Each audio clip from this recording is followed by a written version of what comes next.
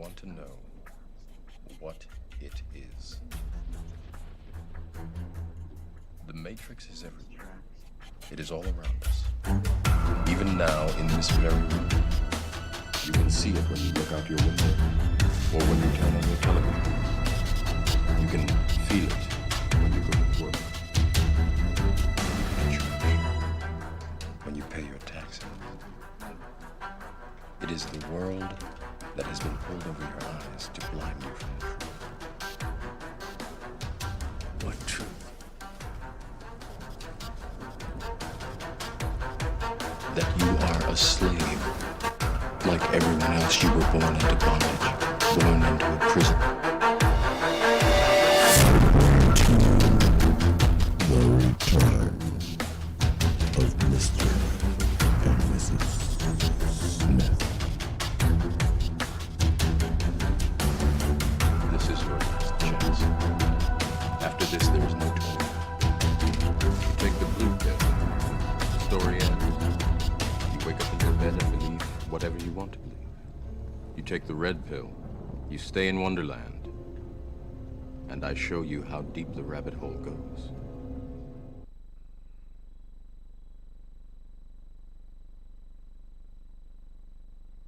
Hey guys. Hi. Welcome back for another cool episode of The Return of Mr. and Mrs. Smith. And I'm back today. Yes. Last week was hell. Mm-hmm. I ended up in the emergency room after the show last week, so we're here. Lots of mouth-to-mouth resuscitation. There was no mouth to mouth, but I was in the emergency room for 5 hours last week after the show. Well, I was left in the damn reception room wondering what was going on with her for 5 hours because nobody would bring their ass out to talk to me. Well, it was COVID. You're not allowed in anyway. Yeah, but they're allowed out. Well, I asked them, and they did. Sorry. Anyway. Yeah. Anyway, as you can see, we are sans a guest today. We are very sorry. We apologize ahead of time. We were going to have Shelley Thomson as our special guest today. It's our first time having a no-show. And it's our first time having a no-show. Why are you repeating that? So, they can't hear me, see?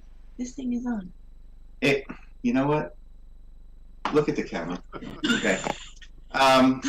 No need to repeat what I say, okay? Okay. You know? You know? I tell you. I know, you know. You know.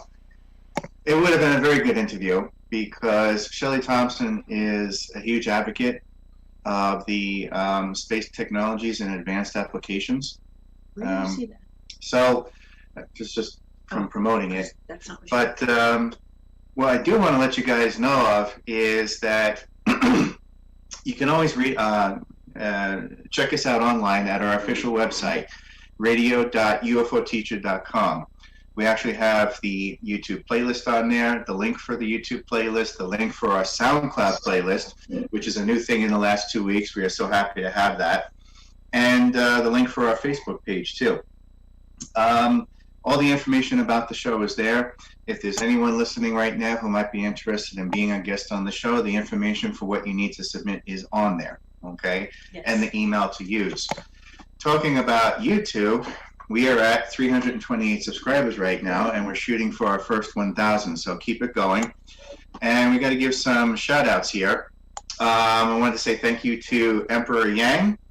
Thank you to the Clarion Press and Will Duckett, Barb King, Adwell Morningstar, Anthony Atkinson, Bay, Why are you yelling? and Al Carty, Natasha, how do you say that? Chistes. Chisdays, Natasha Chisdays. Chistes. If you're going to say it right, okay? Tuesday? Sorry. She was at our conference, Natasha. Okay. I don't remember.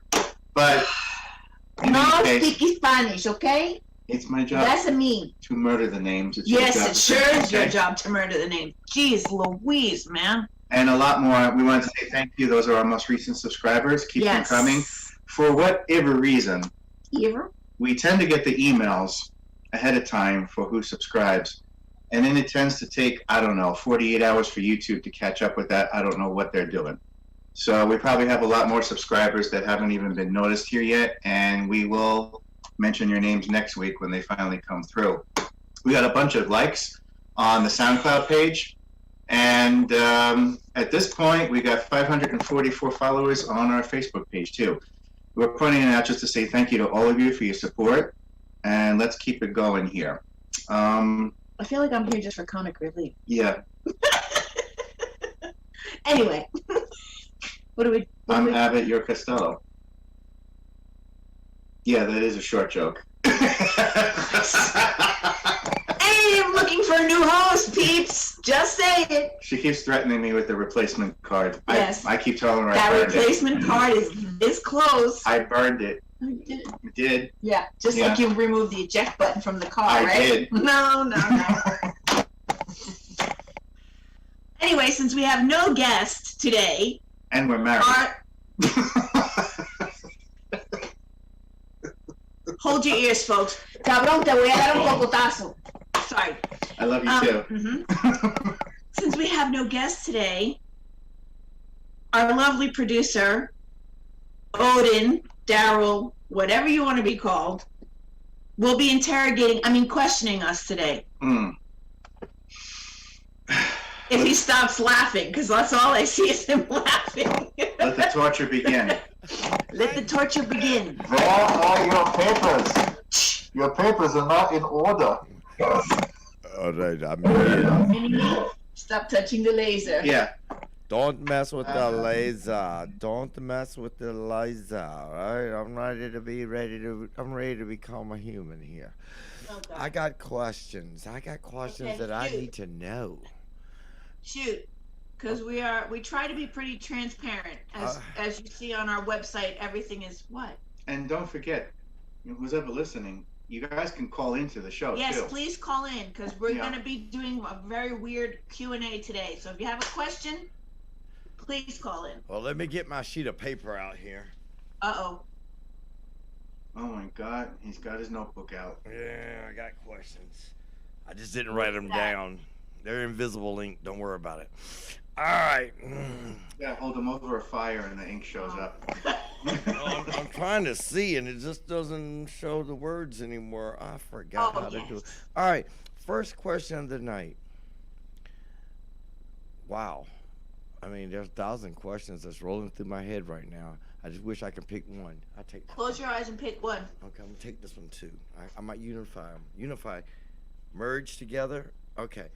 When it comes to human origins and the thought of birthing a brand new world, and then you think of our wonderful planet we call Earth. Not Mars. Earth. Okay. Do you think we were created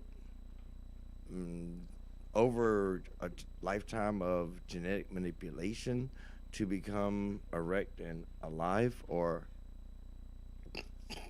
I'm sorry, or I'm getting questions.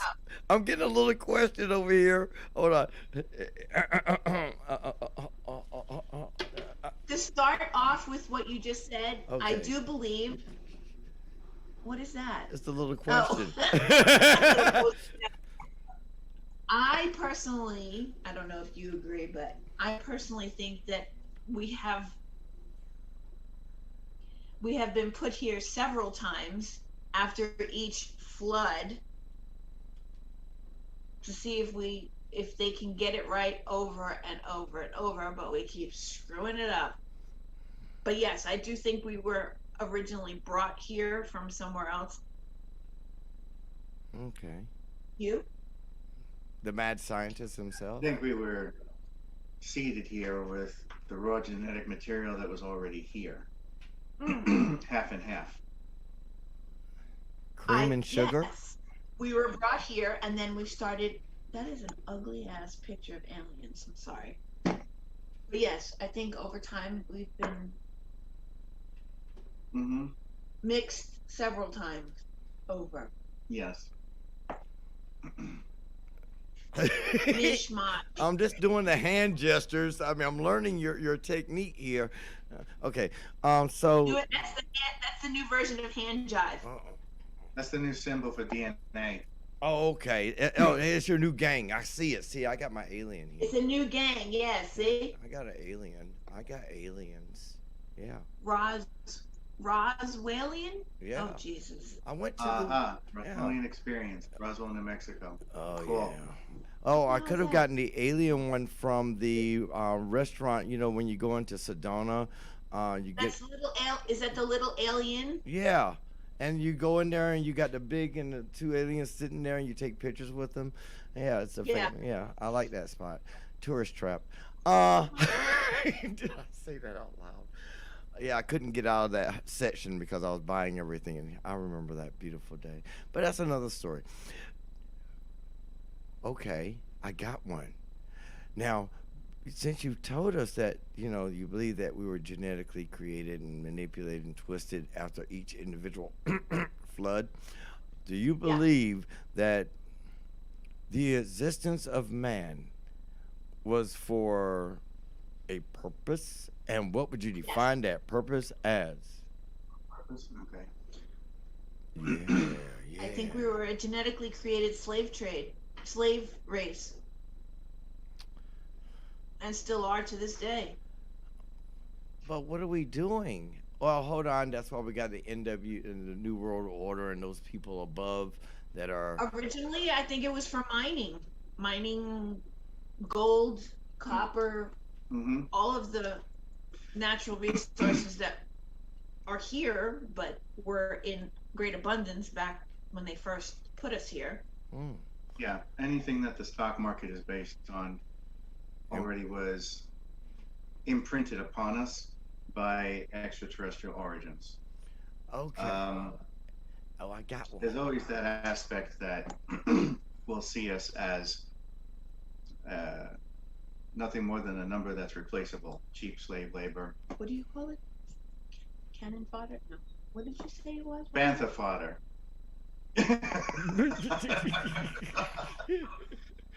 So, but I do, just retracing that question though, I do talk about this where I wish the I had planet- a copy of that book. the planet was started out as a grand experiment, a living library. Mm. And since we are extensions of that planet, that experiment was to see which way would we go with our sense of self-determination. Would we become, in a sense, putting it simplistically, would we have a more philanthropic state of mind or a misanthropic state of mind? Would we be a bunch of degenerates, or would we actually want to benefit the community? And unfortunately, what happens is that the opposing team out there, who, for the sake of answering your question, I'll just refer to them as the Empire of Orion. Okay, Mm-hmm. they got a bit. They came across our solar system right at the time when we were becoming self-aware and coming to the point of making that decision as to who we were going to be. They saw raw genetic material that could be programmed from the ground up as built-in cheap slave labor, a tradable commodity that is very hard to find because you can't just import slaves from another planet. Psychologically, that doesn't work. Okay? And I point out that example about if we tried to do that with Mars, if we tried to take middle-class farmers, lawyers, doctors, firefighters, okay, and stick them on Mars, that's not going to work. You may get 12 months out of them before they rebel and want to come back home because they are out of their element. Psychologically, they don't belong there. It doesn't work for them, okay? So you have to really train people above and beyond what it means to be human to live in an alien environment, or you use the raw genetic material that's already there and you create hybrids, okay? Hybrid slaves, the Adapa, as it was known in ancient terms. So there's your two things. We started out as a grand experiment of self-determination, self-awareness, and right on the cusp of achieving that, this other jealous greedy element came in and said, oh, look, the benevolent factions created the slave race for us. Let's just move in and take over. Jeff asks, when did it start? I want to say over 20,000 years ago, if not more than that. Well, We've done it a few times because each time there's a flood to erase the disaster, they start all over again. we've repeated this so many times over that people get away with the argument that says, oh, we didn't come from chimpanzees, we didn't come from apes, we came directly from aliens. Well, over time, that viewpoint gets diluted when you're repeating history every 5 to 10,000 years. At some point, we did come from the primates, okay? And that's why we still have gorillas, chimpanzees, bonobos, monkeys, Orangutan. okay? Orangutans. That's why you had experiments that hit a brick wall like Neanderthal. That's why you still have Sasquatch, okay? And because we're one of those experiments that survived and repeated. And I think the experiment that survived is because they keep messing with it all the time. yeah, there was one aspect that was realized had the cognitive capabilities to obey commands in a 9-to-5 system of economic slavery. So at one point we did come from primates, but then after that cycle was set in motion, we kept reaching a certain point of high technology and destroying ourselves. So we've done this. Atlantis being one of them. We've done this about 45 times over, if not more. And each time there's a 5 to 10,000 gap when we start over again. So we build ourselves up to the level of having iPads and smoke glass buildings, and then we destroy ourselves. Why? It seems to tie in right at the time when the Anunnaki end up coming back for a visit by traveling from one star to another. That's pretty much what Jeff just asked. Do you think we were a slave race before the Anunnaki? Yes. Yeah, and so they come back to check on us to see where we're at. If we are not capable of being trusted to get off the planet and be active members of the galactic community, then I guess it's an attitude of where, well, let's start the experiment over, separate the wheat from the chaff, and let them begin anew. That's why we need to wake up.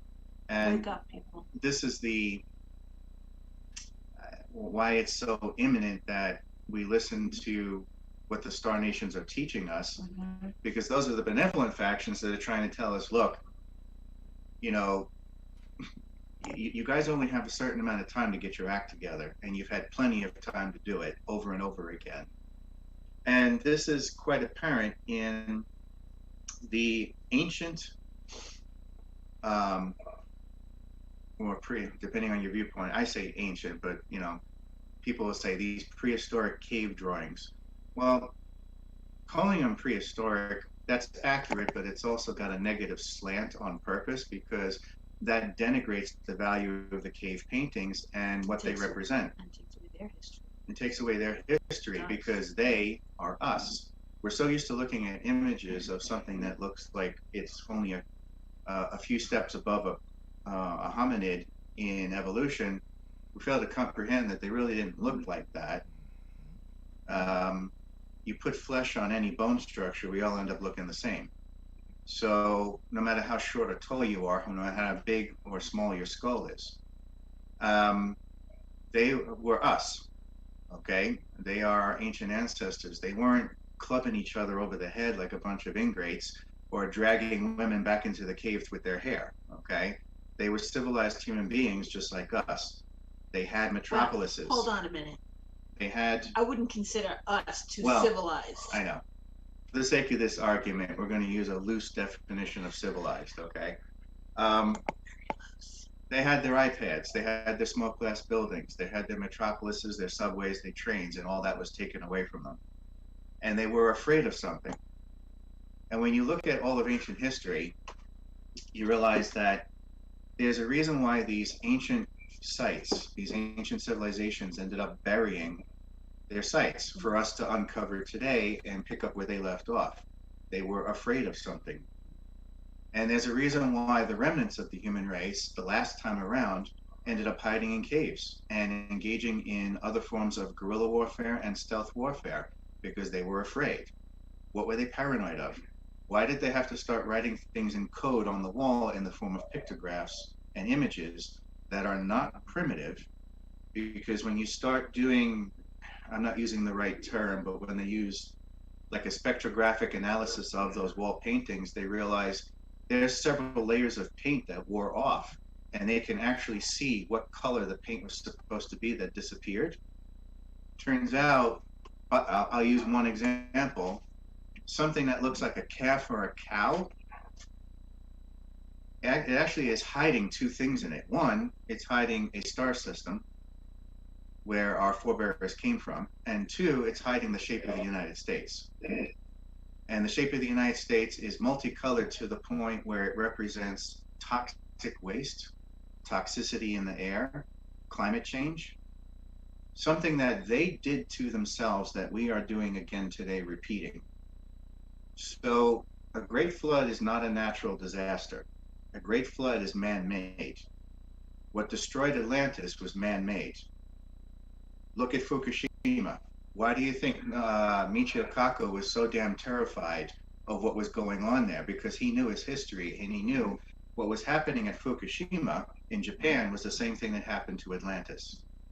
Once he said, bury it, all they could do was cross their fingers and hope to hell that that nuclear waste didn't go through to the center of the earth and create another imbalance, another flood, another earthquake, another volcanic eruption planet-wide. This is how history repeats itself, because we keep making these mistakes with our technology and destroying ourselves over and over again. So, Next question. yeah, Because you should. Can you get off the soapbox now? yeah. Well, yes. I'm sitting here like, okay, he's got in depth on us now. And the next question would be, since you said that we came and there's been multiple destructions, we were created and there are multiple destructions of the earth, is there any form or way to give an accurate number to the age of this planet? Yeah, I gave a good question. I don't think so. So, I'm not a geologist. so it could I be a wouldn't- I billion wouldn't years even old. Dare to. We are the largest chunk of the asteroid belt. So the asteroid belt represents, if you want to argue legality and real estate law, the asteroid belt represents the other half of our planet. That belongs to us. So if you want to get a good gauge, you have to go out to the asteroid belt and measure it there.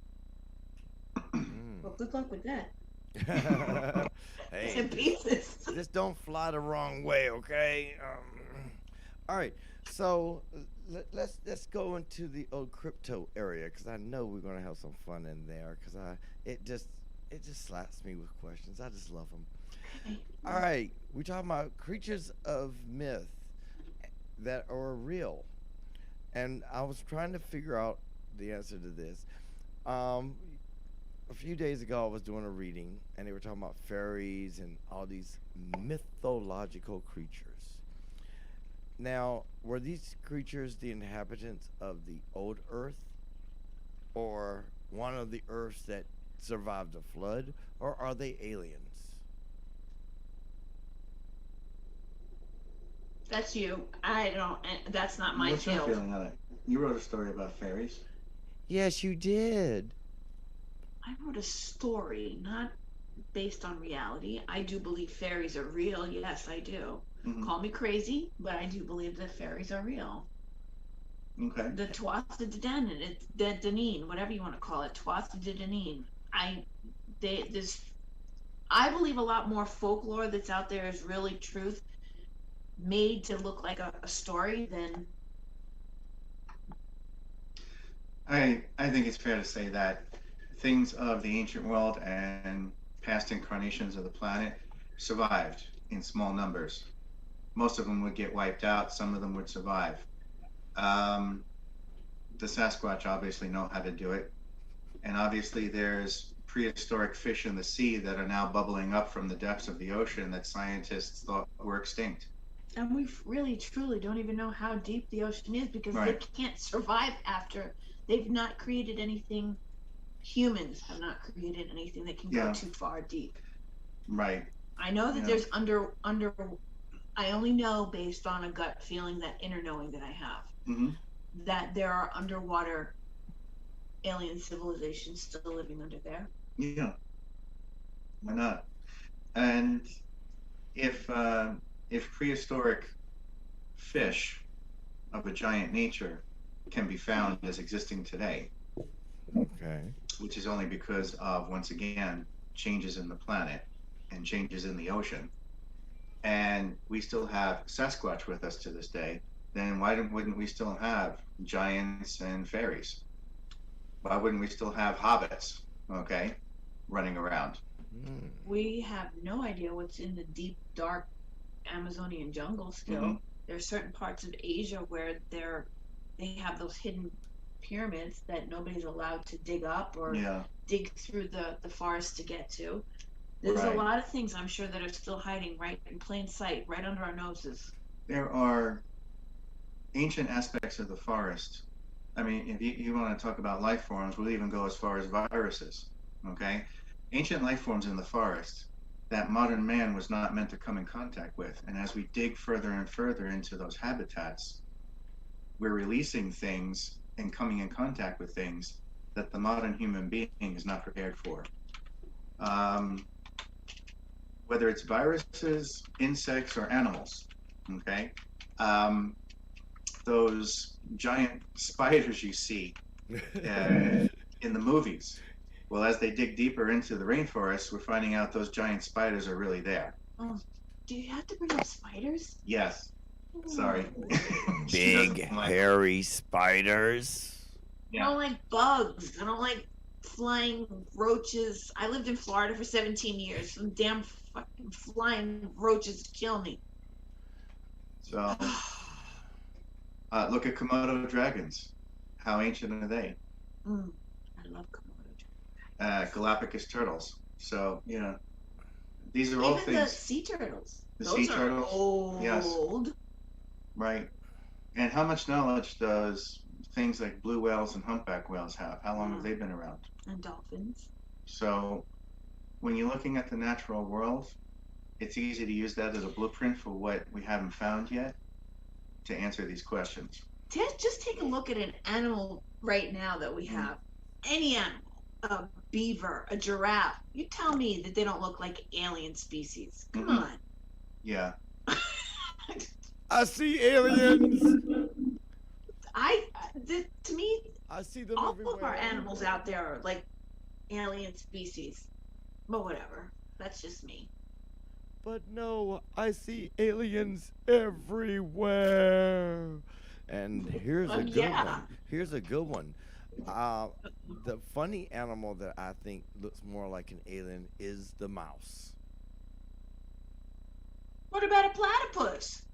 Well, that's That's weird. the platypus. That's weird.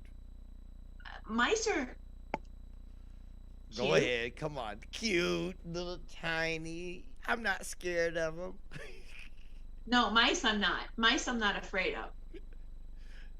Okay. If you want to see me scream like a baby, get a flying cockroach in my house.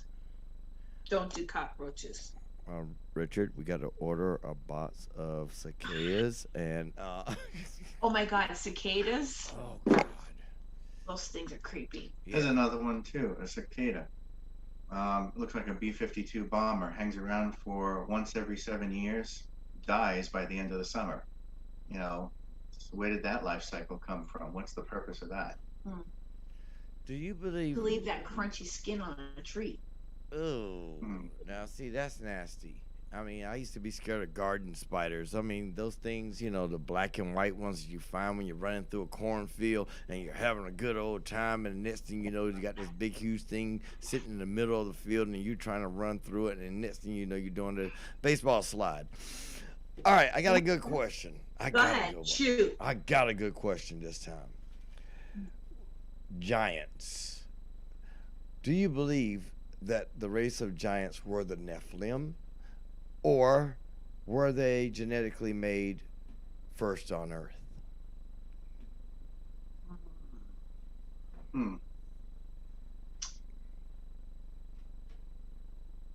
What do you think? I honestly think that they were an alien race. I don't. Yeah. The Nephilim that's in the Bible, the giant race that were here, there were quote unquote gods.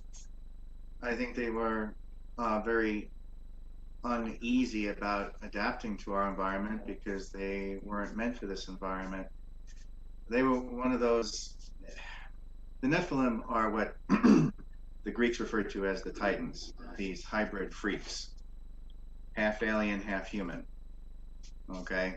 Because the gods decided to play around with the primates, have children with them, and bam, there's your Nephilim. Okay? The so-called unbegotten, as they refer to them in esoteric literature. And as such, like Neanderthal and so forth, they were allowed to just basically live out their time till that experiment came to an end, which was not a very good experiment because it never should have been happening in the first place. So you're dealing with something here that needed a stronger biology to breathe, to walk.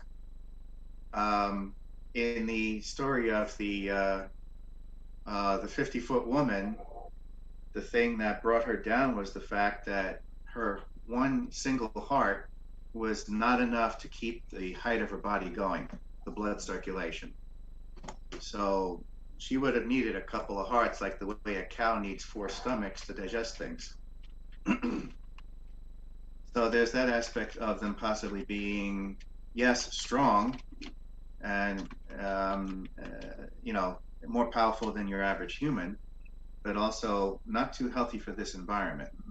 And some of them could adapt and some of them couldn't. Oh, that's a pretty good one. I like that answer. Now, next question is, with all the research that you have come up with, and with all the information that you have learned from the many, many, many guests you've had, what aspect do you find to be the most important when it comes to human origin? Which or whose research thus far has become the most important? I don't think one person alone, their research is the final answer. I think every single one of us has a bit of the puzzle, and that's why we all have to continue to come together with research to put the whole picture together. One person, to me, just will not cover everything. Mm-hmm. I don't think any one of us has all the answers. Who's that? Somebody just popped in. Right. A big modern day influence for me has always been George Haas with the Mesoamerican research and the Sidonia Codex. I like all of our guests and everything they have to contribute. Yeah. But I don't think one person is No. the end all be all. I've always liked Eric von Daniken's viewpoint, Zachariah Sitchin's viewpoint, and then let's see who else. There's a number of others. The research done by James Vieira with the ancient giants and megalithic structures. Okay, so there's several people who are out there with the pieces to the puzzle. Graham Hancock, he focuses on civilizations. Okay, so all of them have a piece to it that is important to pay attention to. So yeah, I agree with Linda on that. There's a lot of people with the different pieces there to put together. Okay, caller air code 651, you're up. Hi guys, this is G. G, what up, partner? Jimmy! What's happening? What's up? Hey, Greg. I'm just hey man, I'm just sitting out on the deck smoking a cigar as per usual, and I just got an opportunity to come on the call, and without even hearing what you guys have said so far, I agree. Now the second thing I want to say is the research into the history of mankind on this planet is relevant, but only to a certain degree. Because as far as Moors are concerned, me being one, it kind of makes you feel good to know that you have some significance in the world prior to the fictitious transatlantic slave trade. Right.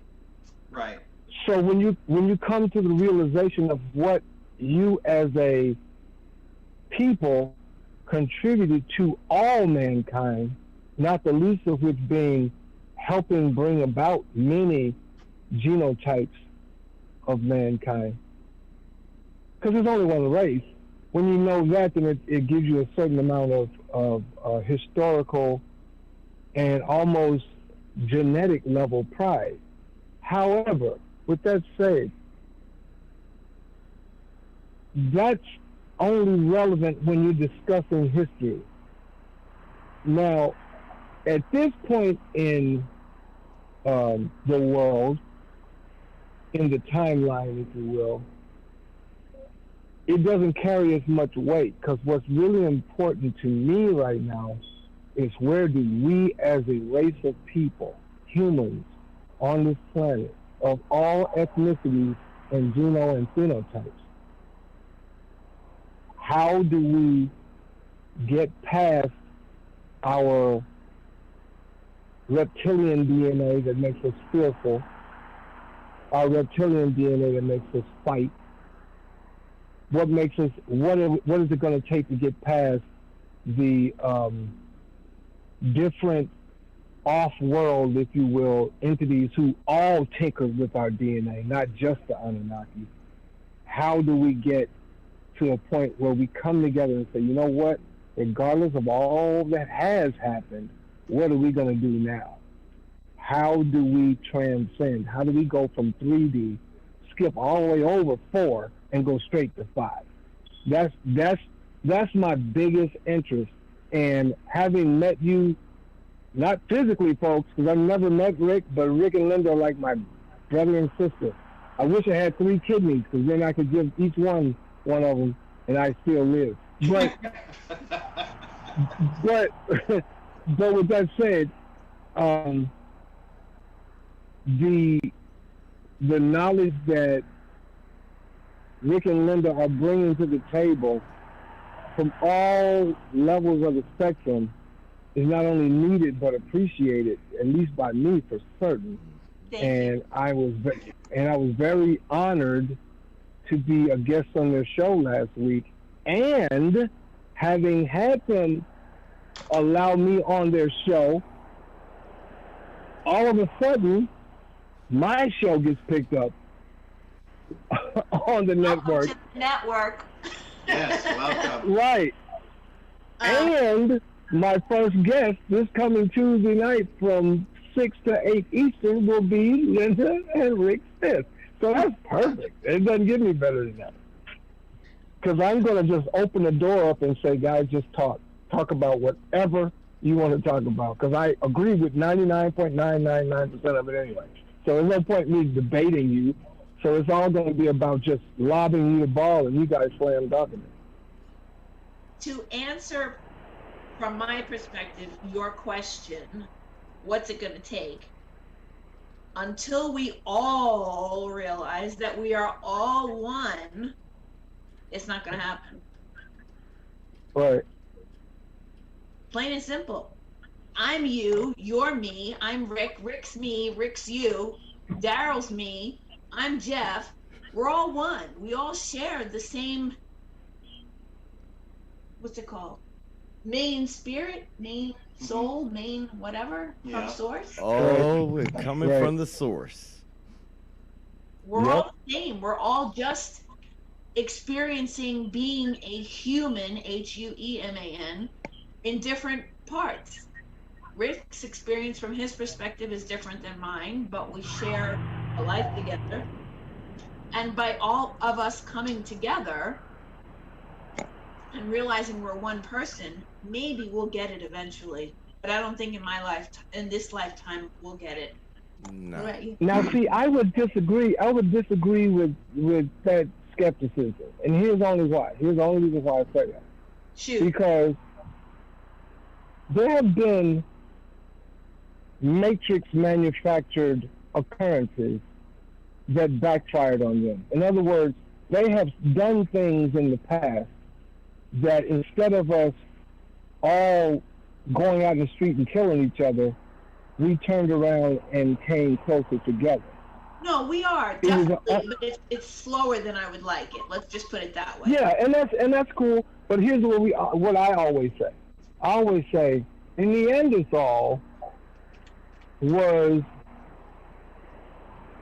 on the planet just like the human, just like the Homo sapien. However, when the vibrational frequency of the planet raised itself, the Neanderthal was not able to transcend to that next level of vibrational frequency, and consequently, they either all died off, or because the frequency went up, they may still be among us, but we're just on a different level of frequency if you want to go that deep with it. I think the latter is the right one. Right. They died off, right. Okay, so... No. I think the latter, meaning they're still here. Yeah. Right. Now, with that said, I think we have a neo-Neanderthal humanoid on planet Earth right now. We have a human on this planet who has chosen not to ascend, who has chosen to stay in the reptilian viewpoint, have chosen to stay connected to the matrix, have chosen to say stuff like politics, public schools, government, banking, racism, sexism, misogynism, pedophilia, have chosen to look at all of that as reality as opposed to the inorganic nature that it actually is. So when the transition is made, they may very well see themselves as going about life as per usual, while those who have chosen to ascend will have ascended all around them and they wouldn't even know it. So I think what that does is it eliminates the synthetic created entity known as religion. It eliminates that thought process, because that way there is no, well, you're going to die in hell and fire and brimstone. No, you're just going to continue to live. You're going to transition when you normally would, 80, 90, 100 years max. You're going to go to the light, which all that does is trick you into coming back into the same matrix over and over again. And then when you come back, you'll start over and do the same nonsense until you finally figure it out. And when you finally figure it out, then you get to hang out with us. It's just that simple. So it doesn't matter what you've done. What matters is what you are currently doing and what you plan to do. Because we've all done things. I've never believed, even when I was a kid and I was forced into going to Catholic school, Catholic catechism and all that, never believed in the whole going to hell, die in the fire thing, ever. Right. Well, because you don't believe in it, that's why it doesn't exist. The only time anything of that nature exists is if you choose to put energy and focus into it. Yes. That's why when some people transition, they see a light, which is the matrix saying, come back in.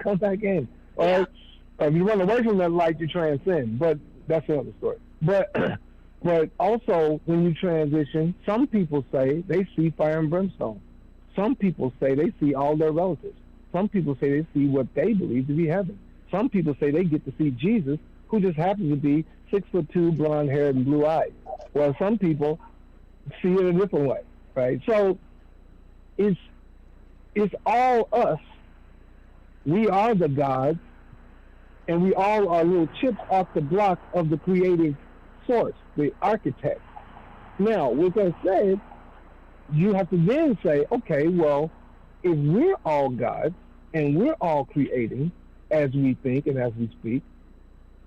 And the creator, if you will, let's say that's the ultimate step. Who created the creator? Well, that's where infinity comes in. I'm getting too deep now. We'll talk about this Tuesday. What's in the cigar, G? I want that. I want one of those cigars right now. Hey, It ain't got nothing in it, man. It's just regular tobacco. Right. I have a great quote here from Robin DiAngelo, and I'm actually put it into the new book I'm working on right now. It goes like this. The key to moving forward is what we do with our discomfort. We can use it as a door out, blame the messenger and disregard the message, or we can use it as a door in by asking, why does this unsettle me? What would it mean for me if this were true? So, I think it's a great quote. She's using it in That's memory. amazing. That's an amazing quote for everything. That's actually from her book, White Fragility, Yeah, which I recommend for everybody to read. yeah. That's an amazing quote. Yes. And one of the things that came to mind as you were first speaking it was, if you want to quote unquote get in shape, or if you want to quote unquote grow a muscle, if you want to increase muscle mass, or whatever you choose to do, it takes discomfort to do that. You don't gain an inch of bicep being comfortable. You just don't. You don't even gain brain matter by being comfortable. I like watching my son, who's almost 3 in October. I like watching the discomfort of his brain churning when I ask him a question he doesn't know the answer to. By the way, I have adopted your son and Daryl's 2 boys as my grandchildren. Hold on. Why would you say grandchildren? You can start sending money to my cash app. That cash app. I was trying to pass mine on, G. I was trying to pass mine to her. Right? Yeah. I'm the grandma of all children. Again, anybody listening now live, and anybody who will listen to this between now and Tuesday, don't miss Tuesday night, because Rick and Linda are being, they're being, careful right now. Kind of nice. It's their show. They can't be careful with you. All the way up on. I want them to open up on Tuesday, all the way open, all the way. Okay. I want Linda to swear, like I know she knows how to. I'm gonna get Rick to laugh. Conversations. I've always been careful in public because of my childhood, if you will. I'm still a little careful of what I say in public. I'm not. Your childhood meaning correct. What did you say? My goal is just to get Rick to laugh. I don't care about he's not going to be careful. I just want to give him a laugh out loud, because that's hard to do. He's such a serious guy, and he beats up on Europeans so bad. I told him one time, I said, Rick, you got to let your people off the hook a little bit, bro. You just really too harsh on them. This poor guy reams white people so bad, it's not even funny. Right.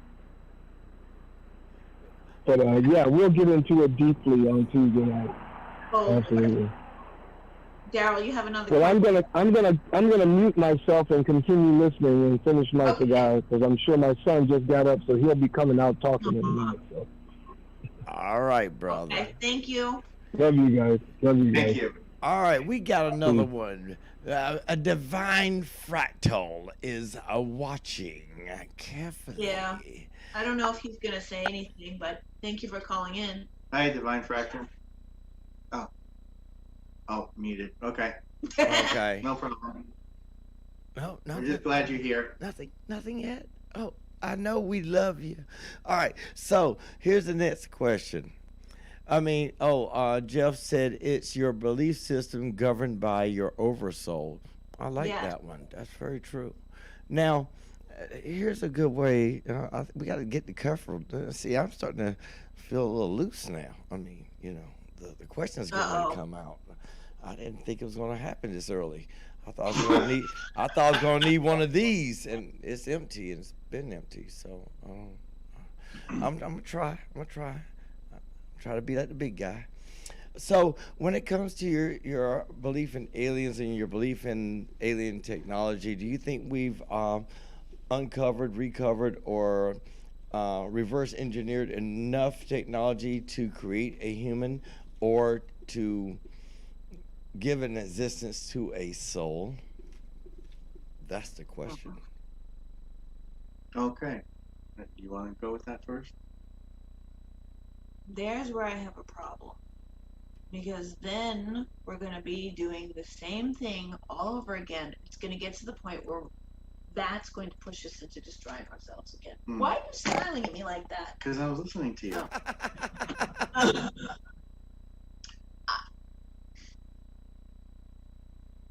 There are some, drawing upon the Invisible College, there are some great movie and television series that represent that.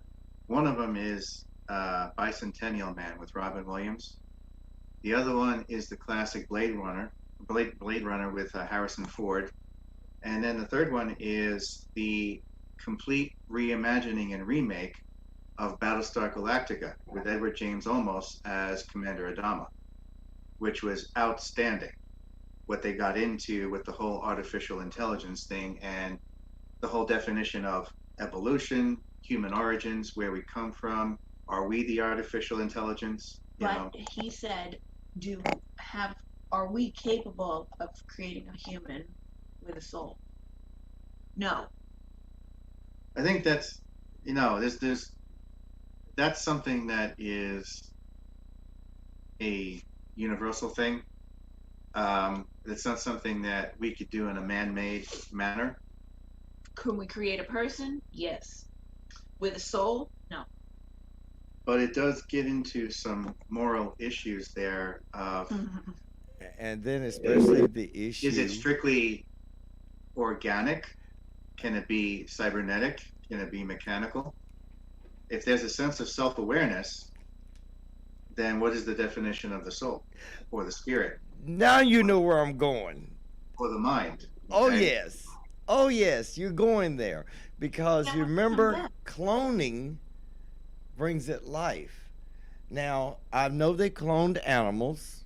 I know, come on, they've cloned a human. I'm sure they have cloned a human and we just haven't been told. You know it, and I know it. Exactly.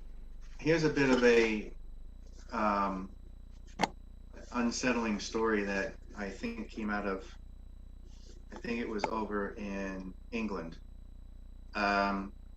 Some years ago, my brother told me about this. He says there was an experiment done. I don't know whether it was a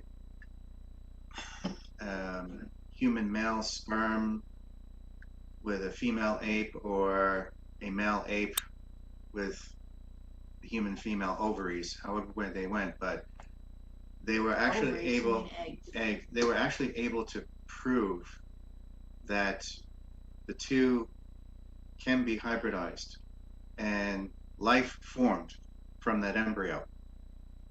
And right at the point where they could figure out it was going to grow, they killed it because they didn't let it go any further because they didn't want to see what would come out. But they successfully crossbred what we refer to as human and what we refer to as ape. Like one of you said, or it was a combination of the two of you, just because it's alive and was created by humans and knows it's alive, I don't think that the soul part of it is there. Now we have to define what a soul actually is. I mean, I would say it's a spark that gives life, that gives existence. I would refer to it as the I think it's more than that, Daryl. The sense of self-awareness that the spirit can funnel through. Okay, but an AI is self-aware. And it has a conscience. Conscience difference. Now But because an AI is self-aware, does that mean it has a soul? It has. I don't know. I mean, if it's able to be self-aware and understand the difference between good and bad and have empathy for other life forms? But knowing the difference between good and bad is not part of the conscience. It would be. Okay, so But at that point, now you have what they loosely refer to as fuzzy logic taking over, well, that's and it just half of grows. the population of this planet, fuzzy logic. And it just grows from there with starting to understand the. It's true. Look at all the stuff that's on social media these days. It's fuzzy logic. If anybody Right. believes what's on social media, you got to be wondering what's really going on with the world. I don't trust social media whatsoever. And Oh my God! It is excuse my French, but it's a clusterfuck of shit right now. It really is. Hey, you know something? We don't have no barriers, so we can, I know. we can let it go, There's girl. There's another aspect Jeff, to that's this what I'm too. saying. Self-aware is not the same as consciousness. Yes, exactly. There's another aspect to this too. Nice. Thanks. Sorry, it's standing up. So when who you look says we at- have souls? When you look at characters like, I didn't hear you, Daryl. What? Who says we actually have a soul?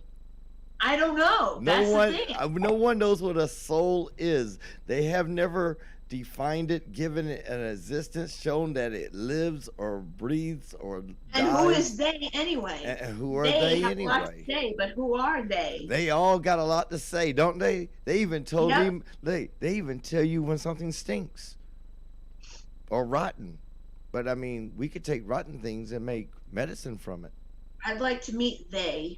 They, I've got a lot of questions for they. you know something? I like to whip they's ass sometime.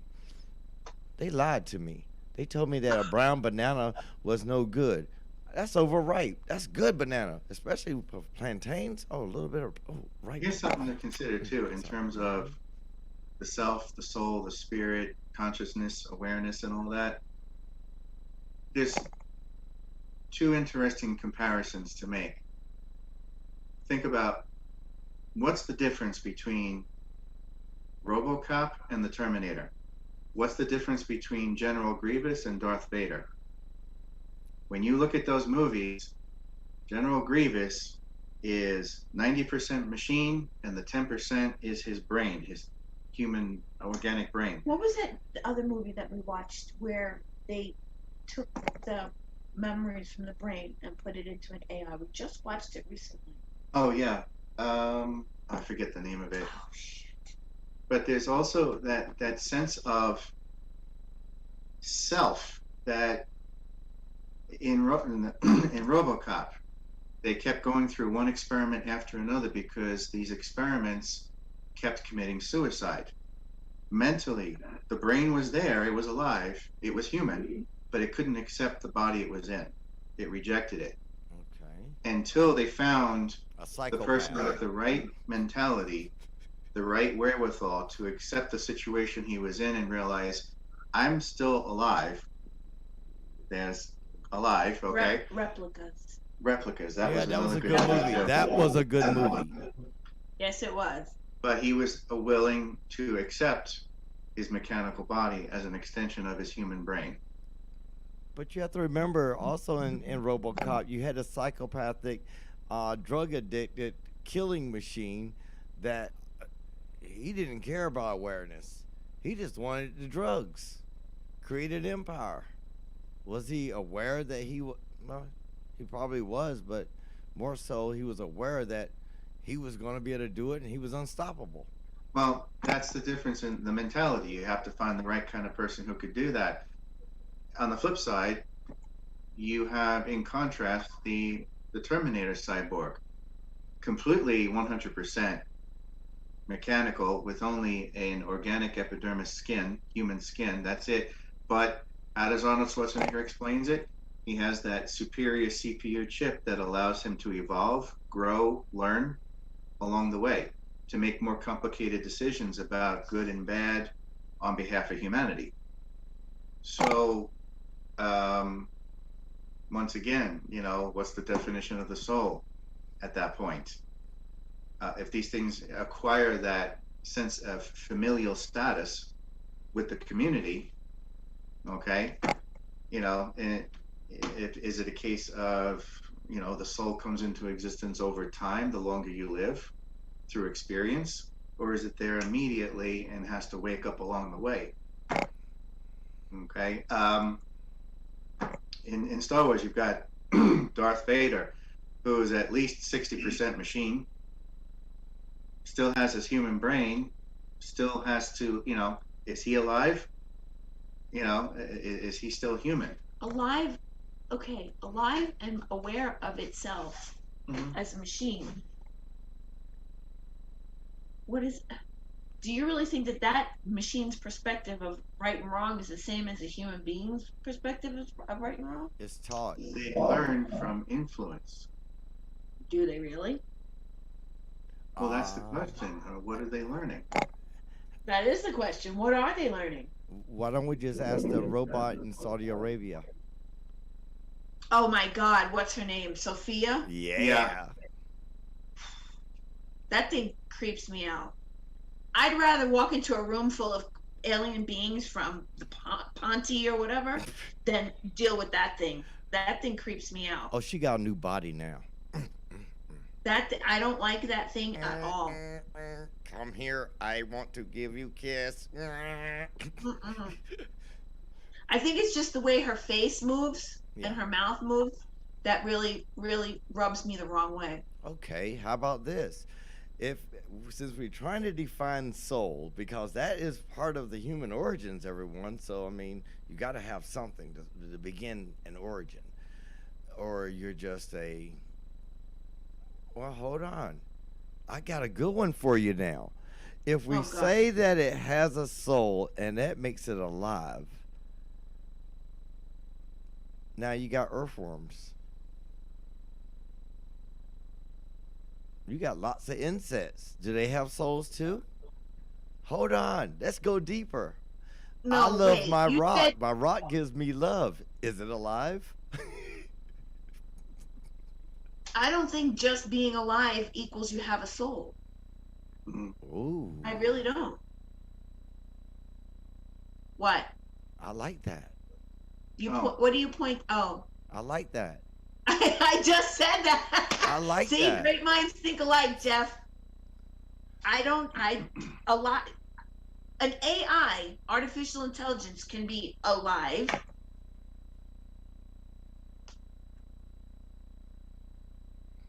It can learn, supposedly, but it learns through its eyes, through its perspective, That's what we do. not the human soul or human beings as a whole. Does our soul I don't learn? understand. Well, how do you think a child does it? A child is not an AI, though. A child might as well be an AI Why? until it is raised the right way. No. Hold on. Now you got to define what the right way absolutely is. not, because what that's your version of being raised the right way may not be Jeff's version of raising a child the right way. That's right. What is the right way? It goes back to what Daryl brought up there. There was the good RoboCop who was raised the right way and had the right morals, and then there was the other lunatic who wanted to kill everybody. But your version of the right morals I is think the not lunatic somebody was else's right. version of the right morals. Look at all these people out there that have children that should not be parents. Yes, I know. Okay. And I wouldn't want to see them become RoboCop. And look at all these children out there that believe they doing the right way, and they See, lost I like what Jeff wrote there. AI learns through program. Humans learn through intentions at the basic level. But what if it becomes self-aware? Through experience. But what if a robot becomes self-aware? Oh, now we just threw another big rock into the water. They're out there already that become self-aware. Sophia's one of them. So She knows who she is. She's self-aware. Does that actually mean that she's human? has a soul Human. Start with and the key human? word. Yes, she is human. She has a Why? nationality. Why is she human? She has a nationality. She's from That Saudi doesn't make Arabia. her human. They gave her the right. What makes her human? Wait. How does having her have a nationality make her human? She can do what humans can do. Like what? Can she urinate? Do we have to? Yes, we have to. That's a way of flushing out toxins from the body. Okay, let's see. Maybe they have a way to erase Why are you viruses. looking at me like that? I'm just thinking about what you're saying. But you're giving me black eyes. You're giving me No, I'm cocky not. face. Okay, how about this I'm one? thinking about what you're saying. This is why I don't talk in public, because I get faces like that. I'm not giving you faces. I'm Why thinking about what does you're saying. I'm really confused about this. Why? Because Sophia is self-aware. How does that make her a human? That I don't think it makes her a human. that's what Daryl was just That's saying. what Makes her human. they consider her And then a it makes her citizen. human because she has a nationality. That just blew my mind. I don't Well, understand that at all. How about this? Let's try it a different way. If I have a self-aware program, okay, If you have a who? a self-aware program, Uh-huh. and it decides that it wants to expand, is that program alive? And why does having a soul have to be human anyway? So we can eliminate that topic. Well, that's what I'm trying to figure out with your comment about she has a nationality, so she's human. So she's a program with a physical body that wants to have children so she can create her own. That's what we call creation. Birthing, if you want to say that. Birth is creation as well. And she's self-aware, and I think she's pretty human. I think we're talking about apples and oranges at this point. I think she's human in more ways than one. So what constitutes a human then? A living being. Well, then a earthworm might as well be a human then. It's a living being, right? But A beetle, a beetle. a bumblebee. Yes. Anything of the earth. That's not a human. You can't you're clumping everything together though. But we as humans take everything and put them in categories. So what category she puts us in? So then, okay, if you're gonna clump things, then how come we're not called a bumblebee We can't join the or hive. cockroach? We can't join the hive, We have a hive mentality. but we can't join a beehive. Classify as cockroaches. How about cockroaches? Well, Sorry. if we're gonna, okay, but if you're saying that every living being, I'm really, really, really confused here, because if you're saying that every living being is a human, then why don't we call ourselves something else? Why don't we call ourselves? That's the problem. We're always Platypus. calling ourselves something. I think you have to have a definition of things too. What Understand. constitutes a human? It has You're to be placing the living, universe, breathing, excretes liquid or oxygen, or But so do other animals on this planet. there you go. You caught where I'm going. I do, but why call everything a human then? Why do we have to classify? To differentiate between one thing and the other. What's the difference between a Neanderthal and a human of today's world? You call him a Neanderthal. I think it's an insult. I'm sorry, I'm Y2K. I didn't call them a Neanderthal. I'm not the one who classified those things. Richard's like, I'm Just gonna leave him some things- alone. He's trying to dig a hole for himself. Who? Richard's looking like, yep, Daryl's digging a hole for himself on this one. You got me all in a tizzy. Hey, Richard, you gotta wake up in the morning, not me. But to answer the original question, Soul. yes, I think we have created humans per se. What they are actually functioning as She's gonna get is you. anyone's guess. She gonna get you, man. No, I've If they've been infused with something, it would be interesting to see. okay, but Okay, if I breathe Question, nitrogen, because this is we might as well be talking about politics at this point. if I breathe nitrogen, am I still human? I don't know. If I breathe carbon monoxide, am I human? If I live under the earth, am I still human? Well, What is a human now? according to you, everything's a human. So I don't know. What is a human? don't know. We got to go find some scientists that really want to tell us what a human really is. And maybe that's an idea. Maybe we should go and find us a scientist and a doctor, and bring them on air and ask them, what is it that really makes us a human? Hey, we talk about human origins. What makes us human? Because I'm just as confused as you are, Linda. And Richard, I know where you're going with this. And we created a soul. We created a spark that can generate and keep a battery for life. But the bottom line is, what is a human? If I can jump in on that. Oh, Divine Fractal has spoken. Hi. I tried to unmute earlier. I think I was clicking on the wrong button there. Hi, you guys. Hi. Hello. Good to I have you. think if we just talk about the actual word human, and it always resonates to me as a frequency or vibration. There you go. I think, we talk about the Ponti, for example, being human also, but not Earth human. So we're Earth human, and there, other star nations would be a different kind of human. So I don't know. I just want to throw that out there. To me, it's like it's resonating, right? So any being that is created, everything that's created is because of frequency and vibration, right? Right. But a rock, a stone can have a resonating energy as well. Crystals have resonating energy. Right. I think everything has consciousness also, because I believe what the Native Americans believe, that everything has consciousness. And everything has it's just at different levels that we can or can't interact with very easily. For example, your dog or cat has a different resonance. You can interact with them to a large degree, but like a rock has consciousness, but it's difficult to interact with the rock. I wouldn't say it's impossible, but it's difficult, right? Like there are people, for example, trees. There are people that have said that they've been able to communicate with trees. Yeah. I had that happen a couple of times, quite startling. So I think they're conscious, but sometimes it's difficult to interact with them.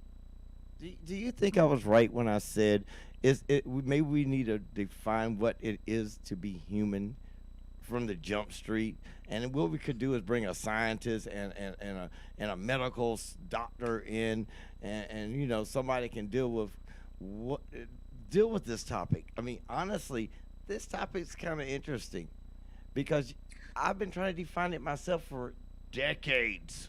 What makes us human? I can't figure that out because they subclassed us and classed us and spread us so different directions, and they still haven't told me what a human was. Yeah, I think part of that problem it lies in defining things to begin with, right? Different definitions. And I think that's part of the problem. So you can set different definitions and talk inside of those definitions, and that might mean something else, right? I mean, we do that all the time. Yeah. Yes. I mean, we do. We run around in that one circle trying to get a way to get an answer out and try to make the big shebang sound, like I got this answer, but the answer is never right there because you're still going in that big, huge circle, round and round like the Ferris wheel. Right, and so sometimes definitions really help us define what we're talking about, and sometimes I think definitions really just put us in a box and keep us from being able to conceive of things. And that's what society created when they indoctrinated us. Right, and so go back to just even what words are and what letters are and all of that. And I think there's a lot of people that could very successfully argue that it's all spells and spelling, right? Which are things that bind, create, or destroy. And another There's, go ahead. Bringing it full circle, there's been the great writers like Arthur C. Clarke and Isaac Asimov have thought about, even from the perspective of what kind of alien life we should be prepared to come in contact with. And I can't find the quote, but I think it's Arthur C. Clarke who said something to the effect of, we should be prepared to not only come in contact with what we perceive as life, but also to come in contact with the very thing we never expected to be life. The unexpected. and come in contact with life forms that we couldn't even begin to imagine. There So, you go. you know, once again, it goes back to the whole idea is, you know, what's running a frequency through it. I think that's a really good point, Richard. I loved it. I'm just dancing with that answer, boy, because that was beautiful. And you know, I'm just like, I'm still trying to figure out the answer to what is human. And I'm serious. I will help y'all gather some of the most brilliant minds together and do a round table of what is a human. No one, I mean, everybody wants to talk about politics. Everybody wants to talk about this, space, da da da da da. They even want to talk about whose God is whose God. And I want to know, what is a human? Because by their definition, I'm totally confused. Maybe you need to look within. It kind of sounds like referring back to the earlier part that Linda was talking about, right? With the AI, Right. whether it's human or not, right? That's right. You caught on. Right. And how do you, I don't know how you prove if it's really self-conscious or not unless you're interacting with it to see, because there's some really sophisticated programs out there. So there'd be definitely times it'd be difficult to know if it was just a program that's been programmed to respond like a human or if it's actually self-aware. Exactly. Yeah. And I don't know. I hear rumors that there's at least 2 or more actual AI entities that are roaming around our internet, but can't prove that, and I don't know the answer. Wow, now that's a good, Has anybody watched the new Netflix series called Person of Interest? Oh yeah, we love that series. I haven't It's started about yet. it's about an AI network that was created to watch everyone through all the cameras everywhere throughout the world.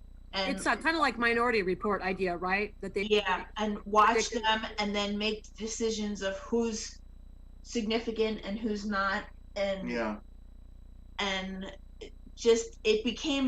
it was programmed to become self-aware, and then it went through millions of scenarios when its creator was in danger, and it finally came to the conclusion that it really couldn't find the right scenario to save its creator, and I think it's missing that human frequency. Or maybe now, Here we go. it is missing all the connecting lines that could, well, it had all the connecting lines, all the possibilities that could happen. Maybe he takes 2 steps, maybe he takes 3 steps, maybe he takes 10 steps before a plane hits him or a car hits him, or maybe he goes into the store and he catches the flu, which later he finds out, no, that kills him, or maybe he thought he had the flu, he didn't go to the doctor, and he found he had COVID-19. There's so many billions of scenarios of how a person can die or live. Yes. But his awareness is based on the same calculations we do as humans. What do you want for dinner tonight? How many things went through your head when I said dinner tonight?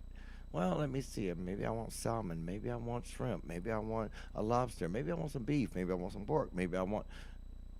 Hey, did you think about kangaroo? Hey, I didn't think about that. Throw that into the pot.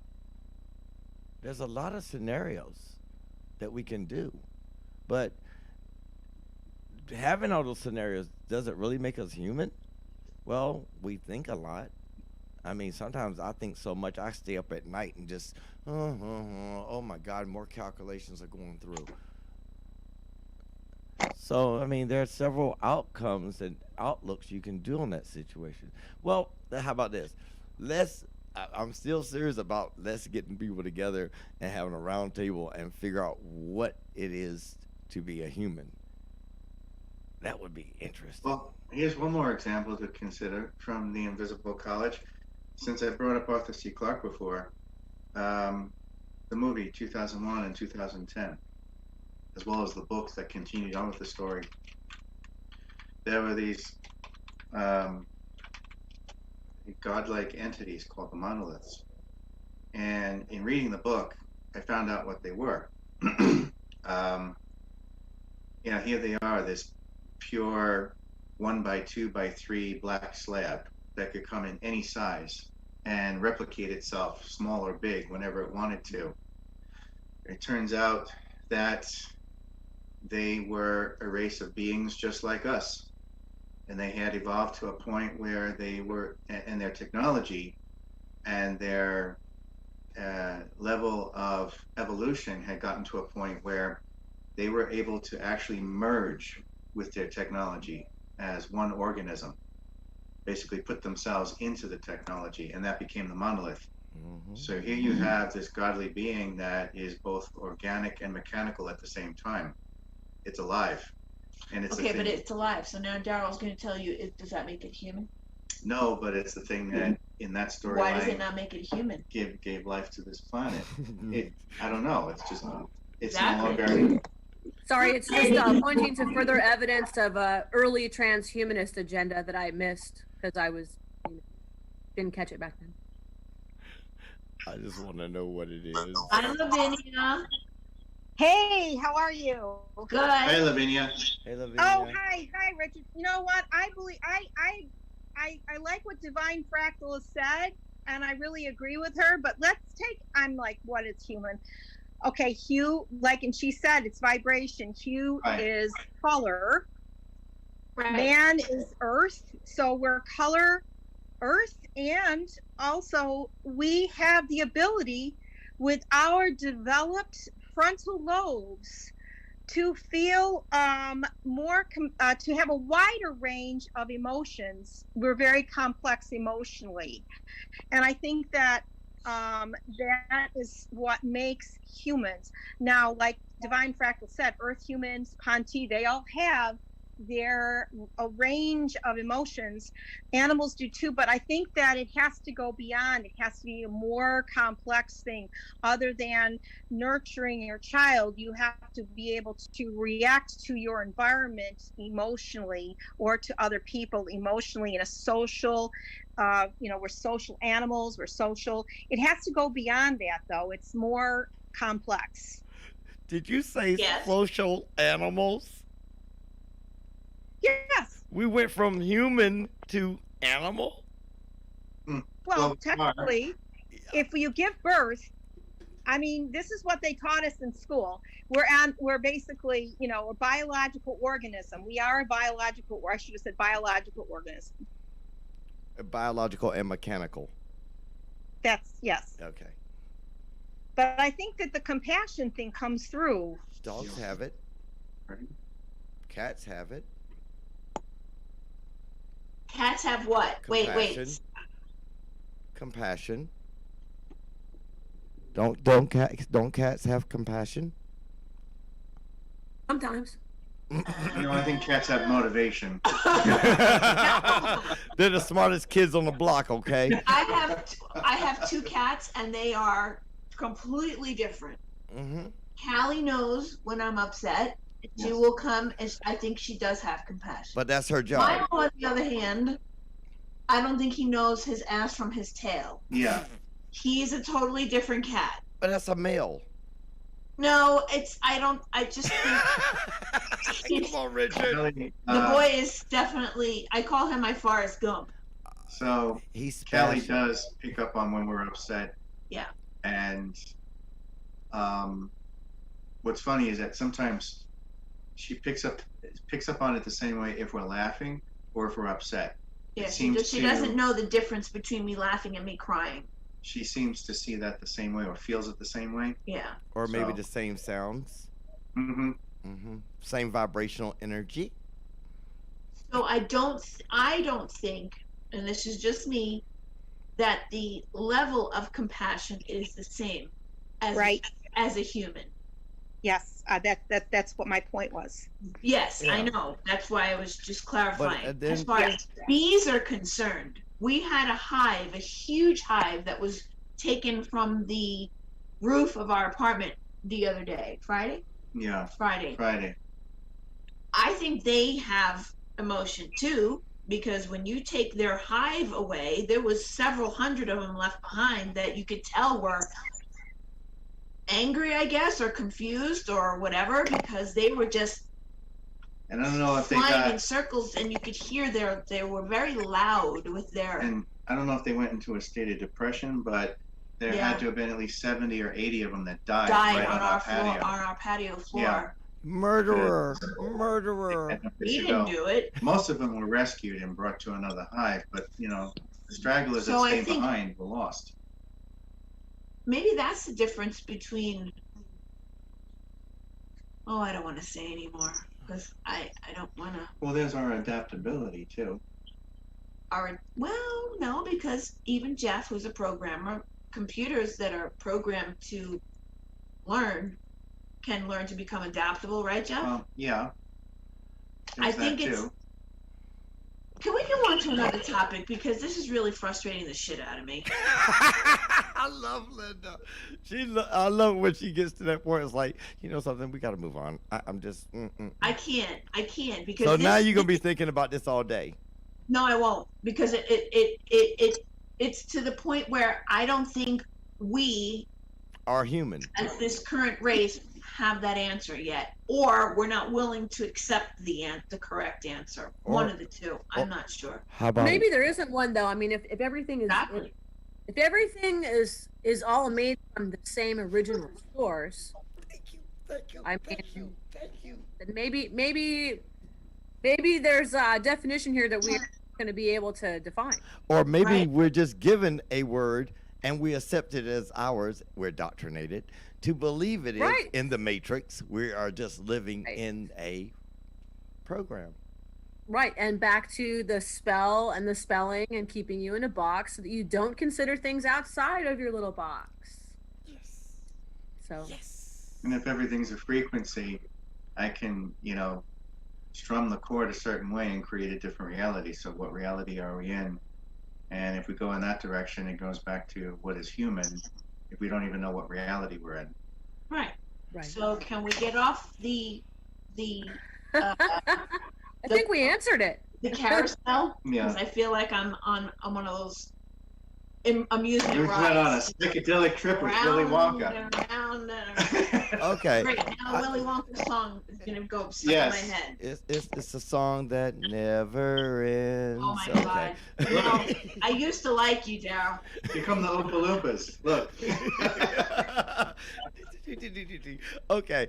How about this question? We're gonna get off of what humans are, and we're gonna ask, what is your primary goal for the Human Origins Conference, and why is it so important to you? See, I went lightweight. That's not lightweight. Well, I'm sorry. I told you I haven't began to pull up the real ones yet, and it takes me about 3 hours to really get the good questions in. The Human Origins Conference has been Richard's dream forever. Oh, that's how you're going to lead with that? I feel like Vanna White. Ever since I started uncovering the falsehoods of our human origins and the way it's been explained, and the fact that the fossil record doesn't add up when you have advanced pieces of technology laying against an prehistoric hominid skull in that same rock strata. Well, how did that get there? Okay, that immediately raises a red flag that we've been repeating history over and over. So what is the importance of the So- Human Origins Conference to you? The significance to me was after I started writing the books, I realized that I wanted to bring together people to express their research, talk about their wisdom and their knowledge on what they know, the stuff that normally wouldn't be allowed into a textbook because it doesn't fit the norm of what gives people a PhD. So raising awareness, yeah, it's a pimp and hose degree. No, it's not. It's post high school degree. That's right, pimpin' hoes. So it became extremely important to me to bring people together in a teaching format to share their knowledge and raise awareness within the general public that is still, to this day, in the year 2020, extremely naive to what's going on around them. I mean, on the peripheral, people have become more aware, but it's just on the peripheral, like, oh, that's over there. Okay. And that's just a passing interest once every couple weeks on a TV show. The Human Origins Conference puts it right in front of their face and says, no, this is the reality that you're living in. Okay. And from that, we have created the Human Origins Foundation. Yes. So that we can not just have annual meetings, but we can provide workshops on a regular basis, possibly in the future take field trips to like Pumapunku as a group, etc. Yes, ancient tours. Yes. Sites around the world, because we want the foundation and even the conference itself as one of the events to be an international presence. Yes. Okay, I love this. So now my next question is going to be more interesting. Have you considered thinking of taking the Human Origins Conference on a boat ride? Instead of going to conferences in hotels and places like that, have it on a boat where you can actually have those great minds analyzing things that are around them.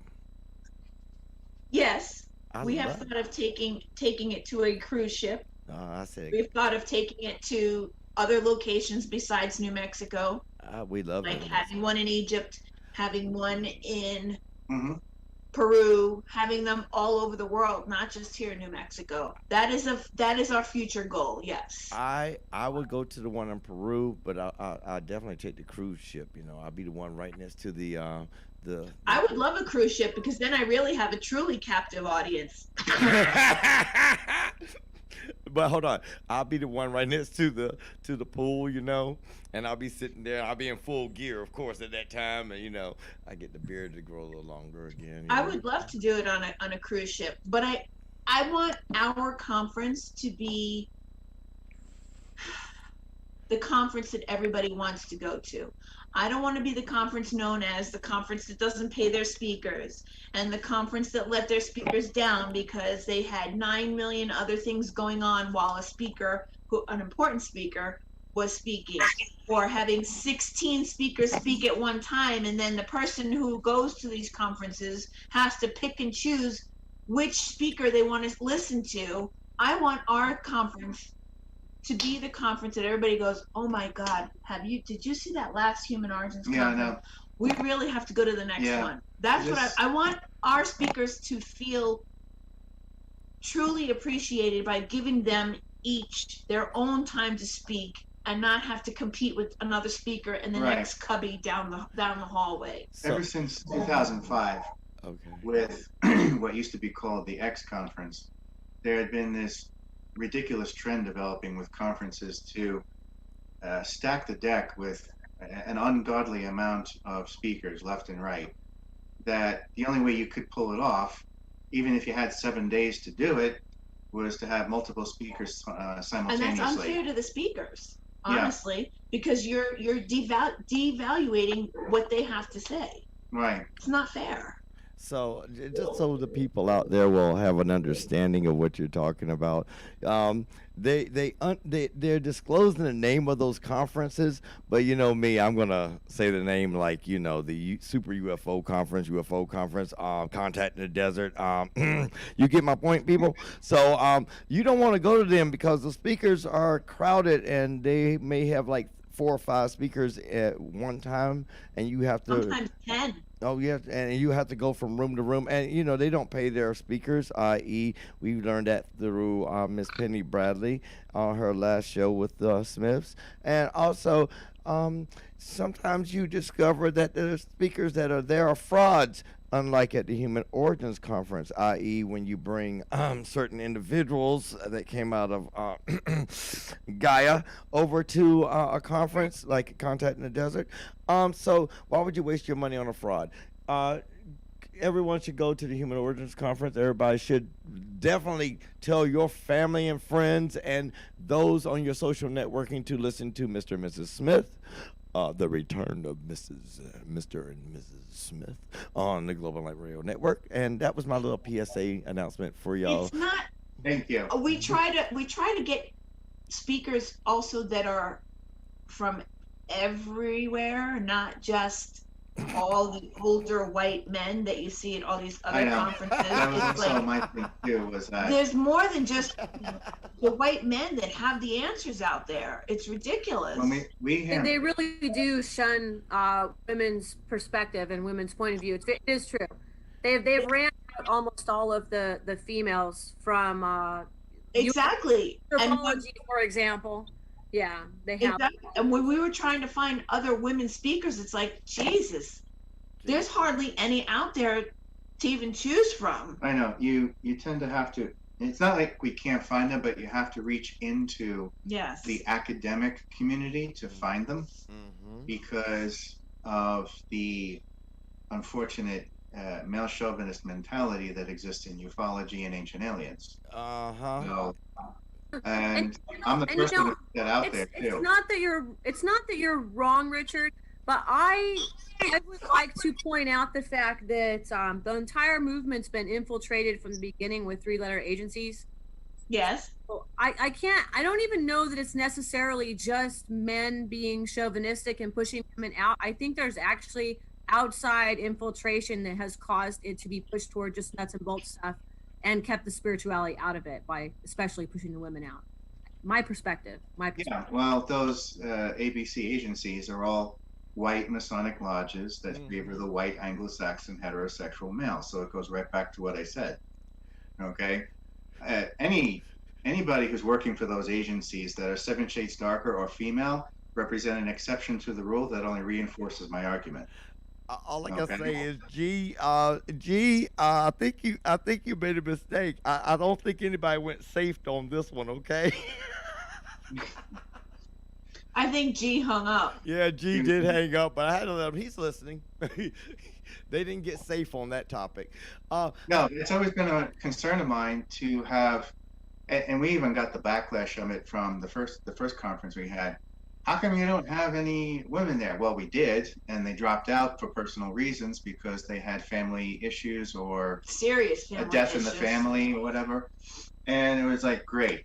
Now we got an all white male face on the conference. I can just hear what people are saying now. Oh, we heard it. Yeah. Trust me, we heard it. What happened to the women? Well, it wasn't like we wanted them to leave. We asked them, can you get around it? But it was important for them to back out this time, and they'll come back next time.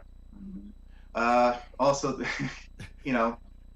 getting some color in there. The just to be token. quite frank, Oh, okay. like Contact in the Desert, they had their token like guy. Who was it, Billy Carson? Yes, I had to say it. Billy, we actually asked Billy to come to one of our conferences, and he turned us down. Oh, he did? I don't know I'll why. talk to Billy. I got Billy's. I'll talk to Billy. And also, if you ever want a woman, I know personally. We know quite a few, but they're few and far between compared to how many white men are out there doing all these conferences. Well, you got Mary Rodwell. She may be in Australia, but I wouldn't mind. Well, we definitely have Sonia Barrett Robinson. She's coming on. Sorry. I had to get happy. I guess you know Sonia. Yes. And just to put it out there, we handpick all of our speakers. So the speakers we have there are there because we wanted them there, not because they're filling a spot or threw their resume at us and said, I'm available. Or their tokens. We get that too, and we get these prima donnas are like, why didn't you pick me? I said, well, if you have to ask that question, you've already answered it. Get lost. TH is one of them. And you know who TH is, Daryl. Yeah. My statement is, I understand where y'all coming from. Y'all want to be able to pick from the litter. And the problem that they have out there in this world is the litter's so thin, or they've been infiltrated by those alphabet soups that are going to tell you the same story. Exactly. Or they're fake. God, there's some. That's another thing that I'll put somebody in front of my audience and let the audience decide if they're fake or not. I'm not going to prejudge them. Very good. If somebody has something to say that I find that fits what we're trying to get out there, I'm not going to say ahead of time, oh, he's a fake. No, let my audience decide that. I mean, there are those armchair researchers that take the information out of really good archaeologists slash anthropologists out there, like Klaus Donna, and you got Mr. Von Daniken using his work in his books. Mm-hmm.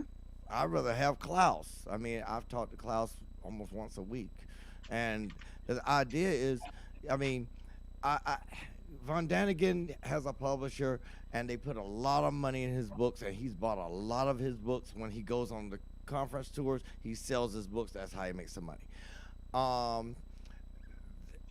That doesn't make him real, or it doesn't make him a true researcher at all. I mean, I'm not a true researcher either. But you do I research. learn by looking things up, validating things, and listening to my speakers. I'm not a researcher. But you do the research. You go back on them, and you do the research on what they say. Right, but I'm not. But you're not writing what they say as per se, quote this person 1,001 times in a book, because I've seen books where they quoted. Oh yeah, I know, and then they pass it off as their own. I know Right. that. Yes, I've seen that. Oh my God! And Linda has noticed that has happened to me. oh yes, I where- have too. Oh my God, that drives They me use your absolutely work. They bonkers. use your work. I'm sorry, Richard. They have used and abused your work, and sometimes they don't even give you the credit for the statement. No, they have never once, ever. And this is quite a few well-known people that on Gaia Yeah. and a few Ancient Aliens have said almost verbatim what Richard has in his book. Oh, Yeah. good God. But then again, when you step out of the way of your own ego, you have to admit, okay, the information's getting out there. Emulation is good. Okay, fine, it's getting out there. But it's not making your It book just sell. irks me that they only go so far with what they talk about. They don't go as far as I do. And then all of a sudden it's like, wow, that was amazing. All right, then put my ass on the show. I'll give you something amazing. So, Just your ass? just my ass. That yes. will be something amazing. That's a lot of ass. Back to the point. But see, this is true talking. This is Nothing. what people. This is. It'd be a very white show. Oh, hold on. Don't put no sunlight on him now. And cameras, no flashes, please. He got it going on. But this is the truth, and this is what we talk about. This is the real stuff that behind the scenes people don't hear these hosts talking about on the network as well. I mean, Linda Richard is so real that it's beyond the look. Okay. They are real. Look. They're real. I did it again. Oh, all right. Look.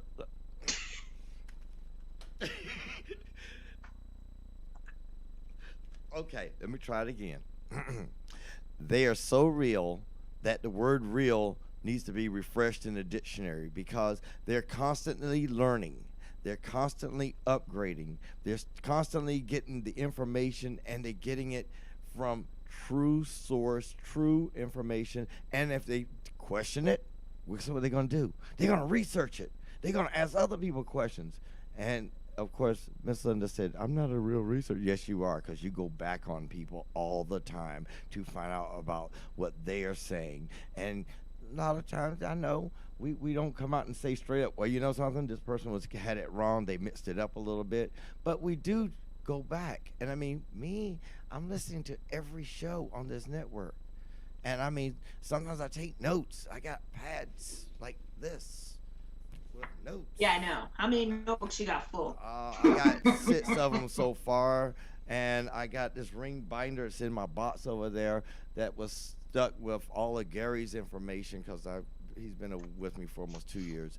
I'm laughing over here because I've got 2 or 3 sitting next to me right now on the counter. Oh, see? And I mean, I carried little notepads around sometimes, because when I go out in the street and I'm talking to people, who knows, they may throw me some information. You never know where the knowledge, inspiration, or information is going to come from. And Yes. that's the key. Since we only have 5 minutes left, Oh, my God. can we talk about something that at least maybe I'm more familiar with? Because Yes. all that other stuff is like All that other stuff. over my head. It Well, is. You're only I could 5 I lift you feet. feel up. like it. She's only 5 feet. Don't Told worry you I about could get a it. stool for you. Spousal abuse. Okay, how about this? Here's the topic that's not over Linda's head.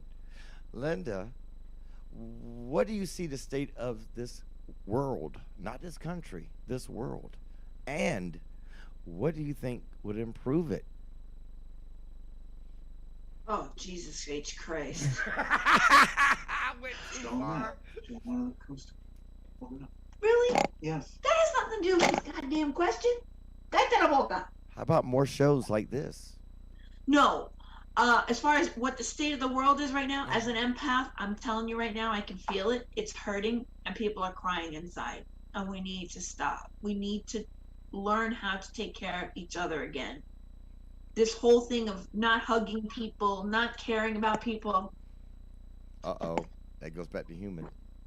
Huh? That goes back to being human, you remember? Shut up, Daryl.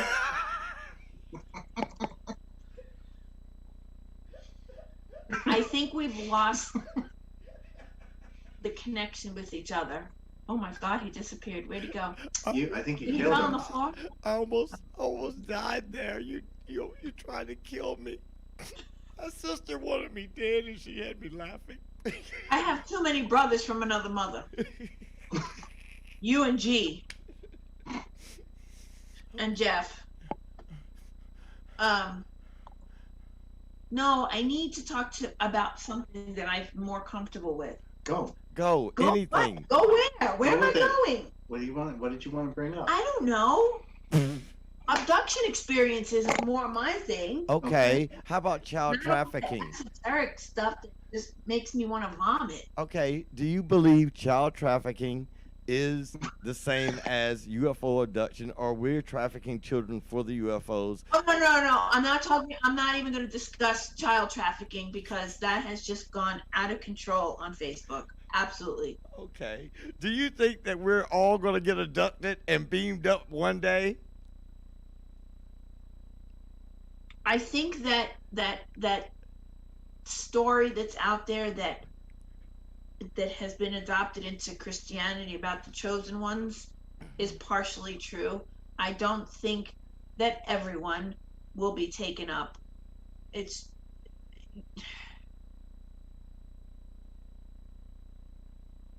how do I put this without sounding like a complete ass, which I already do?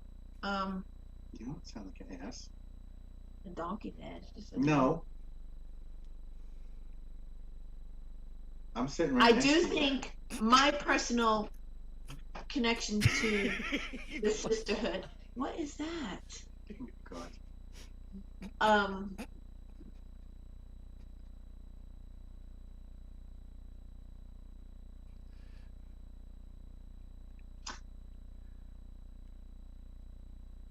How do I put this? Yes and no. She's getting there. Yes and no. That was a good answer. Hey, she answered a question with a simple answer. Yes and no. No. And I dare not ask why yes and why no. I dare not ask that question because because there's going to be benevolent intervention, but as far as taking people up, I don't think so. you know something, Linda. You're one of the wisest women I've known. Yeah, you pick on me a lot, but still, you're wise. That's an outright lie, but anyway, go ahead. Okay, you pick on me. You know. Look. I don't think I'm that intelligent. Yes, you are wise. You use your heart. You're really a true person of interest, and a credit to being a human. Now, I believe that you have the ability to not only feel your way through, but the intuitiveness to know how the individuals are, trying to survive in this world. And I mean, when it comes to children, I know you love them to death.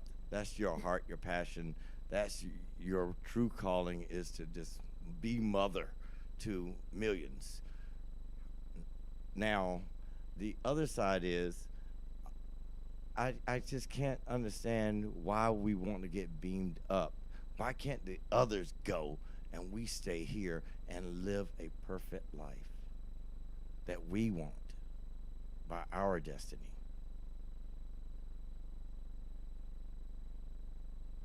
Why are you looking at me? I thought you were going to answer it.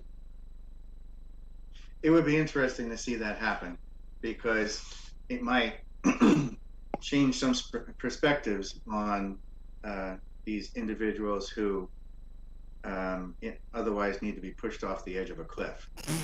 So, Why are you always pushing people off well, cliffs? I like the way he pushes people off cliffs. What is the problem?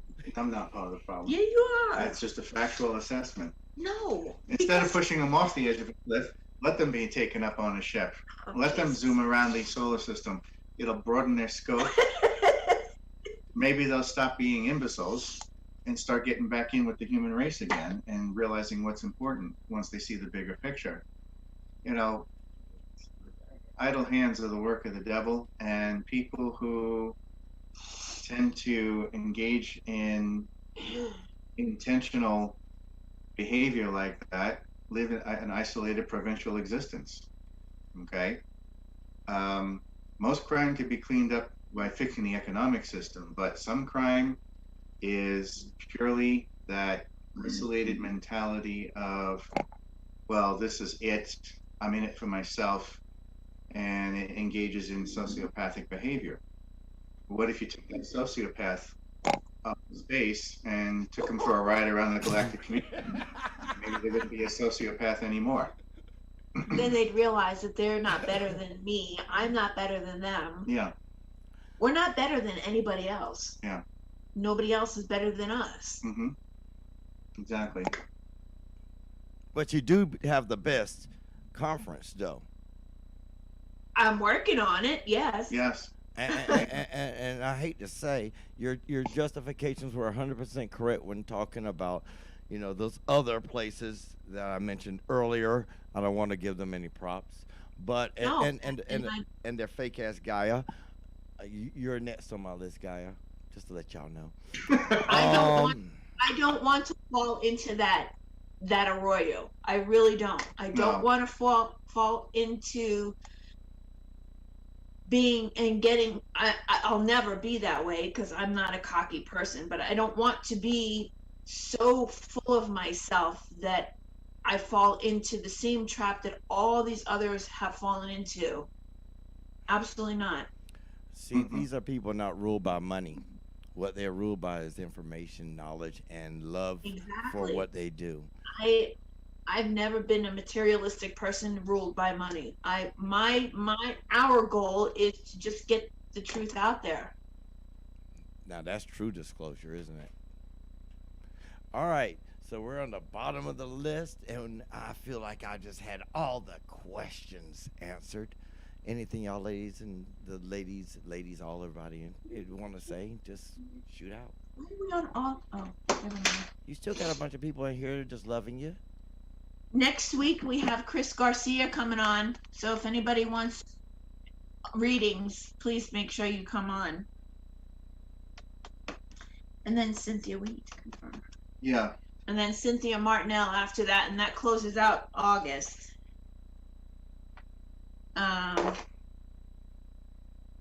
September. It's not written in stone, Mm-hmm. right? But we are going to be discussing the Moorish legacy in September. All And right. One from the Moorish community is actively invited to come onto the show here. If your last name has Bay in it, please come on. Or L. Yes. And then to finish September, we have Dr. Ray Hernandez on. He works with Kathleen Martin. We're almost filled. We've almost filled October. I think we have one slot left open, but October 4th is Marcel Seifert from Germany. October 18th is Stephen Popiotek. And October 25th is Dr. Lynn Katay from the Phoenix Lights. So we got an interesting lineup here for you Yeah. guys. So, Please pay attention to the website at Yes. radio.ufoteacher.com. or Don't for- Global Enlightenment Radio, right? globalenlightenmentradio.com. Yes. And make sure that you are subscribing to our YouTube channel. Yes. Okay. Please hit like on our videos if you like them. Hit that red subscription bell. And like I said, we're also on SoundCloud now, and Yes. you can check out our Facebook page too. Something we've been forgetting to just bring to your attention too is that when you go to our website, right at the top, you'll see where it says sign up today. That's our newsletter, our email newsletter. So if you want to get on our email list, sign up today, get on there right away. You can pick which email list you want to be on, multiple lists, one list, it's up to you. And if you go to our website, ufoteacher.com, you can get our books too. Yeah. What? This one's mine. These are Rick's. I'm not smart enough to write any more books. She's working on another book. Not Don't- really. Yeah. So, But thank you everybody for listening today. Thank Yes. you, Daryl, for interrogating us.